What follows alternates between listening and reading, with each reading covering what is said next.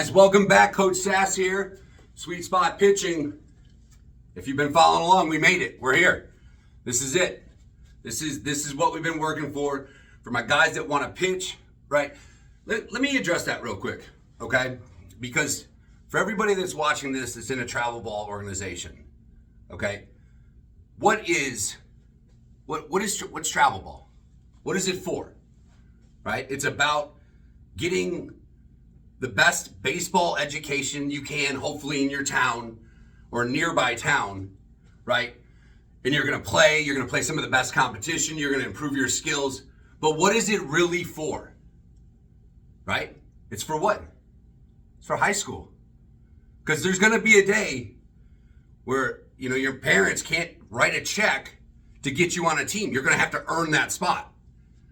So this is what I've told my teams in the past that I actually coached myself. I made every kid, whether they wanted to or not, you're pitching. Because you don't know if you can, you don't know how good you can be until you try, till you learn, and let's go. Because what happens is, when you go your freshman year to high school, where this is all leading, you're going to wind up having to do what? Try out and earn a spot on that team. So do you not think it would be beneficial to say, Coach, I can play short, I played the outfield before. Oh, and by the way, I pitch. Where do you think your name just went on that list? Up or down? Right? Up, of course, to the top. So it makes sense to learn how to pitch, right? It absolutely makes sense, because there's going to be a day where mom and dad can't just write a check and you're on this team. Right? You're going to have to earn that spot. Not that some of you aren't already earning your spot where you are, but ultimately this is building you towards high school, which is building you towards college, which means I've got to prove myself. But to walk in to your high school as a freshman and say I'm a shortstop that's a dangerous game you're playing, bud. Because he's probably got a shortstop or two, maybe three, depending on the size of the school. So my philosophy is to always say, let's learn how to pitch, so I can tell that coach, that I play short, I play second, I've played the outfield, and by the way, I pitch. So today is the A. I literally told you this is ABC, actually A, B, C, D, E, and they all stand for something. So A is our approach. Now I teach this system out of the stretch, and I did it with purpose. Now we will have a wind-up segment that we'll talk about. And that's about a drop step and a swing and creating some rhythm. But ultimately, every pitcher needs to know how to throw out of the stretch. Because why? Because runners are on, right? So therefore, I better make sure I've got that locked in pretty tight, because those pitches are going to be that much more important, because I'm one bat swing away from probably a guy scoring. So everything starts out of the stretch for us, okay? So the A for me is approach. Right? How I start this process. So, and it's going to look very similar to everything else we've done. Okay? So I've got a staggered stance. Okay? Slightly staggered. Prayer position. Okay? My weight on this is just slightly back. Like if you were in whatever grade you are and you're in the hall talking to your buddy and you're just kind of leaning on your right leg or left leg if you're a lefty. You just kind of lean back a little bit. Comfortable, relaxed, right?